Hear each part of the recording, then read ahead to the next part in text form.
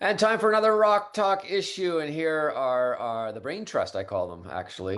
Coach Dave, Russ Howard. We're going to set up the field and talk a little bit, obviously, about the Scotties, maybe a little bit about Olympics. But um, we're kind of getting into the championship part of the season. Obviously, we've gone through all the provincial playdowns and a lot of fields are set. But the one thing we haven't decided on yet is this new rule that sort of came. I don't know if it did it come out of nowhere, the sweeping rule where you cannot slow the rock down anymore. Cathy, sort of maybe you could just sort of bring us up to date on that rule for those who don't know about it and where it sits is in scope of Scotties in the Briar ahead.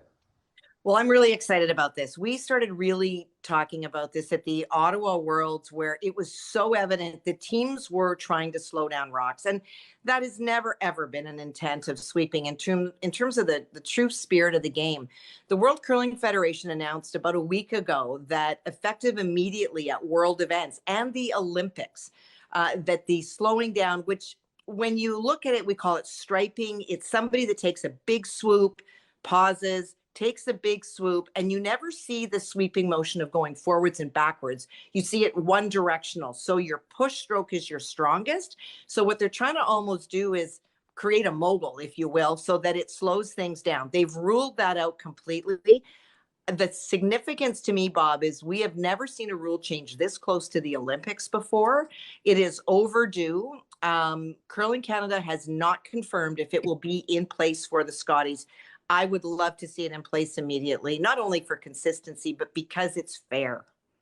Russ, I mean, you've seen the rules change so many times over your career and things. I can remember that one year where you had, I think, provincials, Briar, and Worlds. You played under three different rules Yeah. in terms of rocks and things. But how much of a is this easy for these teams to adopt to, or how much of a change is it this late in the game? Well, some of it is, some of it isn't. Some of them haven't been doing it. I saw a little piece with Bruce Mount and Hammy on it, and they don't do it anyway. So those guys, pretty easy adjustment. The teams that were doing it, that's going to be under pressure. You're at the Olympics, you're drawing the forefoot to win an end or win a game. It's going to be pretty easy to fall into old habits. And I've also heard, Cathy, correct me if I'm wrong, you get one warning. I've heard Yes. that rumor. Well, that's craziness because if you get one, it's the last shot of the game to win the Olympics. You get one That warning. could be your one. Yep. Right. Yeah. So I like it a lot because we're starting to nail down the real problem here, which is the aggressive brushing. In my opinion, I've been bitching about it for way too long. The brooms are too aggressive. They basically, Kath, look at it this way: they've stopped them. They stopped you from slowing down the rock, but they haven't stopped you from making it go left and right and speeding it up. So we've got to make a decision here soon, fast, pretty soon. For it's too late for this quadrennial, but are you going to allow the brushing to win games, or are you going to allow the curlers to win games? And I don't care either way. They've just got to come up with some consistency. And I still think the fabric's too aggressive, or they wouldn't be making this rule change. Is this sort of too late for the World Curling people to make this kind of a rule, or is it just necessary because you're going into perhaps the biggest event in curling? Cathy? It's really interesting. And it's a great question because you have to say it's been 2 years since we've seen evidence of this, particularly at the men's, where the extra weight and strength that they carry over the women's field, it's so obvious. Yeah, I'd like to have seen it done earlier. This is not a new thing. I do agree with Russ 100%. If you're one warning, it's like on the slam, you can only blank one end, but if you wait until the right time, it helps you. You could wait and then stripe a draw that can actually cost a country a gold medal. Right. Russ, what's your bet On whether it's going to be in there for the Olympics this time around? Oh, it has to be. It just has to be for sure. And I hope the Curling Canada adopts it for the Scotties and the Briar. I think we've all figured out eventually, took forever, that it's just too aggressive, and the striping. It as Cathy mentioned, it's a bad look too. It just and I still hear comments even now today. I was watching the slam. Somebody goes, the one brusher goes, oh, it's heavy. Well, then carve it. Right. Right out loud, like they're not hiding anything. So now there's some people that I'm a purist. I don't like that idea, but some people do like the idea, and we just got to make up a decision which way we're going to go. We can't be on the fence on this one. Bring back corn brooms. That's the solution. Okay. Let's turn to the Scotties, and we've got an interesting field, I would say.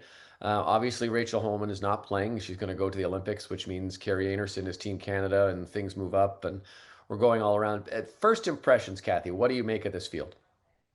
It is a very interesting field for people that I hear complaining that all we see is the same people over and over again. You are going to be thrilled.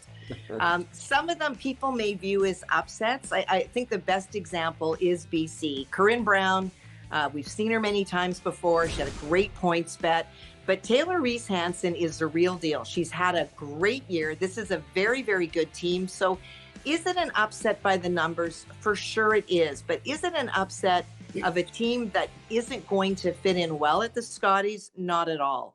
But it is exciting to see, new teams come through. I watched Caitlyn Lawes lose on an absolute heartbreaker. She was shot. She had the game tied. She got a tick bang and raised Beth Peterson in, but she's there anyway because she got the spot. But it's exciting. Sometimes it's exciting to see new teams. Okay, Russ, I want to get into to Caitlyn in a little bit, but just again, your overall projection of this field. Well, I've only taken a quick look at it a couple times. I've got 10 new teams in this thing. That's unbelievable. It's just craziness. So, as Cathy said, if you want to see some new blood, tune in because we're going to need a phone book up in the booth to figure out who's with who.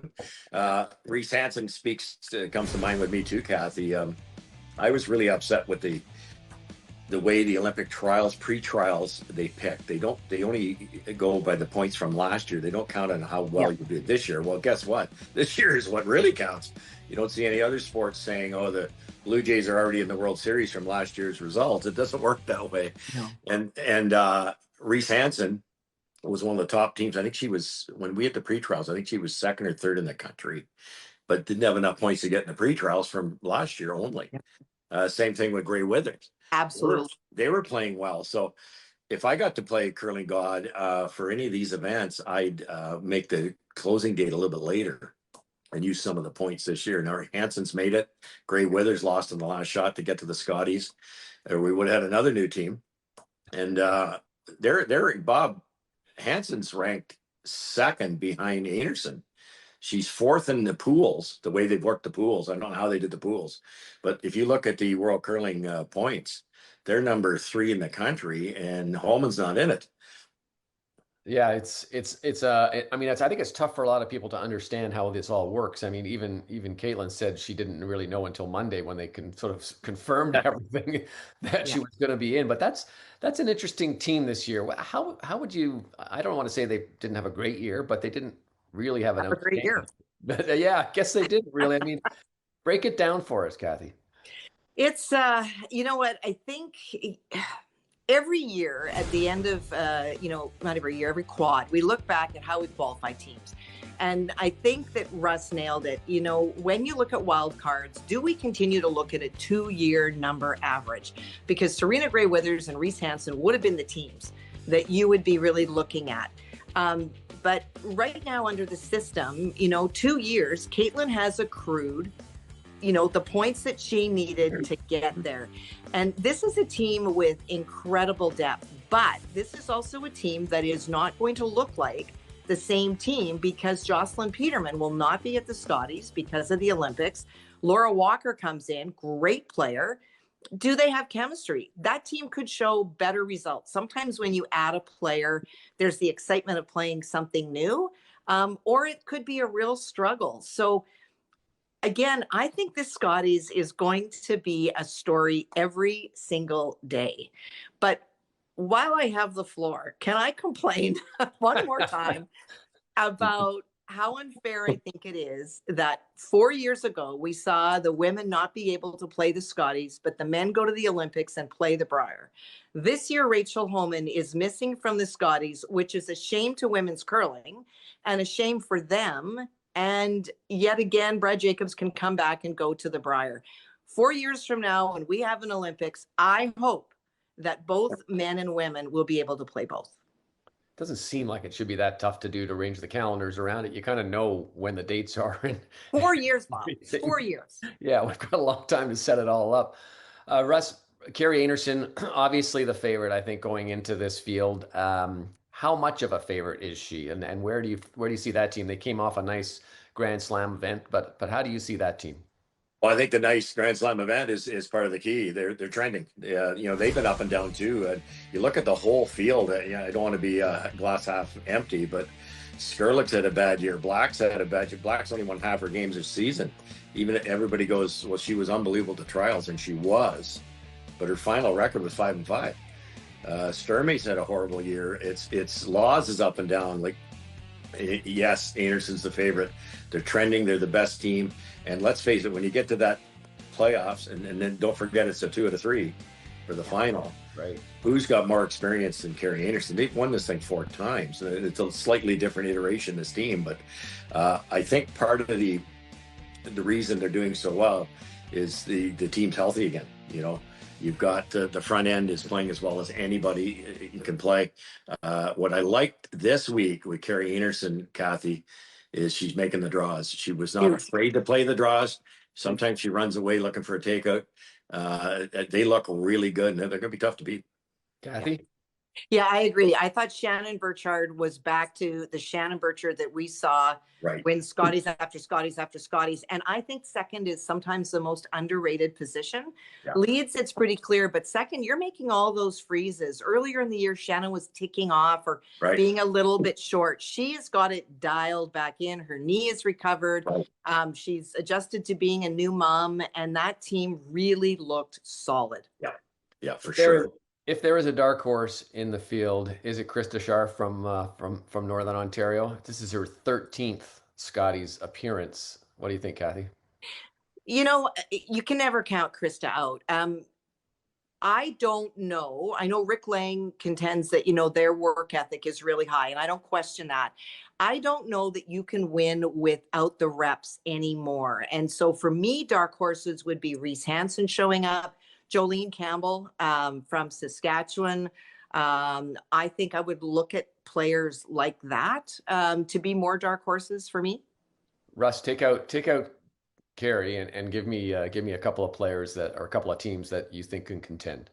Well, we talked about Reese a lot here already. Reese Hansen, Caitlyn's not going to turn around and hide when she gets to the playoffs. If she can just get to the playoffs, you know, look at the resume, 2-time gold medalist, really solid team. I think Laura Walker's not going to hurt them at all.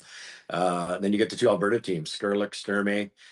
They haven't shown up all year, but it doesn't mean they can't this time around. All these teams, I've talked to Christina Black. She actually said, we're not aiming for the trials. Our whole year is based around winning the Scotties because our assumption was Homan wouldn't be in the Scotties, and her assumption was correct. So some of these teams are peaking for one event only. So it's a dogfight out there. I don't know if this is a fair question to ask, but are we seeing something interesting with this tournament taking place basically in Toronto? How long has it been? I know it's Mississauga, but Russ, it's been a long time since we've had any kind of championship in Toronto, hasn't it?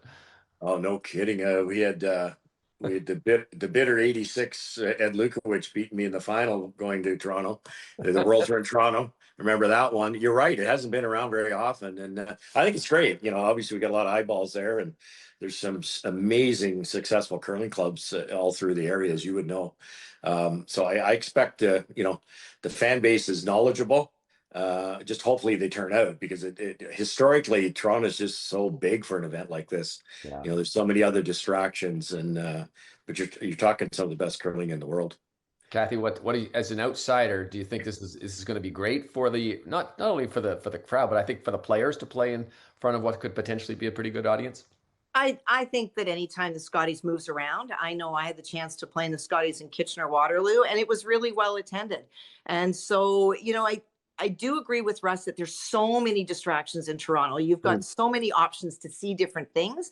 But if you're a curler, I mean, this is a great opportunity to go and check out the best. And you know what? Just access to airports. Every team is excited about probably one flight, and that cannot be overlooked because travel is a huge barrier, especially in the winter. Well, I hope you guys don't get distracted when you call the play for us on TSN. The Scotties is coming up. Thank you once again for another edition of Rock Talk. I appreciate it. You got it, Bob. Great, Bob.